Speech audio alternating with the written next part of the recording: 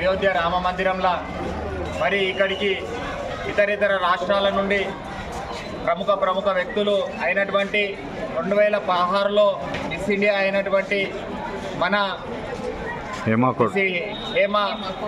కోటనీస్ గారు, ఉదయ్ కోటనీస్ గారు ఈరోజు మర్యాదపూర్వకంగా కలవడం ఎంతో ఆనందదాయకంగా ఉంది. మరి ఇదంతా రాముని యొక్క మహిమని అనుకోవచ్చు.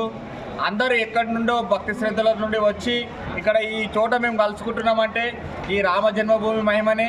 మరి ఎంతో మర్యాదపూర్వకంగా మాకు ఉదయ్ కోటనీస్ గారు ప్రేమతో కలిసి మాట్లాడడం జరిగింది. ఎప్పుడైనా ముంబైకి రావచ్చని కూడా తెలిపారు. మరి ఈ విధంగా మనం అందరం కలిసి భగవంతుని నీడలో ఉంటే మరి ఇది ఎంతో భగవంతుడే మనల్ని ఉన్నత స్థాయికి తీసుకెళ్తారని ఉదయ్ కోటనీస్ గారు చెప్పారు.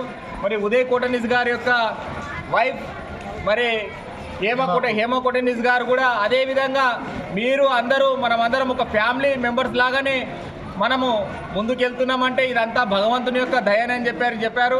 చూస్తుంటే ఈరోజు చాలా ఆనందంగా ఉంది. ఇలాంటి వాళ్ళు అందరూ దైవ భక్తిలో ఉన్నారంటే మనం కూడా ఆలోచించాలి. రామ జన్మభూమి అనేది ఆ రాముడు నామ స్మరణ చేస్తుంటే ఎంతటి స్థాయికన్నా వెళ్తారని ఈరోజు మనం చెప్పుకోవచ్చు. అందుకు నిదర్శనం వీళ్ళను. అదేవిధంగా ఇక్కడికి వచ్చినటువంటి మన సెక్రటరీ గారైన చంపత్ రాయ్ గారు కూడా కలవడం జరిగింది. ఇదంతా రాముని యొక్క మహిమతోనే సంకల్పంతోనే అది ఒక లీల. ఇక్కడ ఈరోజు వీళ్ళందరూ చాలామంది వ్యక్తులను కలిసాం ఈరోజు మేము. కానీ ఇది అంతా ఆ రాముడు చూపిస్తున్నటువంటి మార్గం అని భావిస్తున్నాను.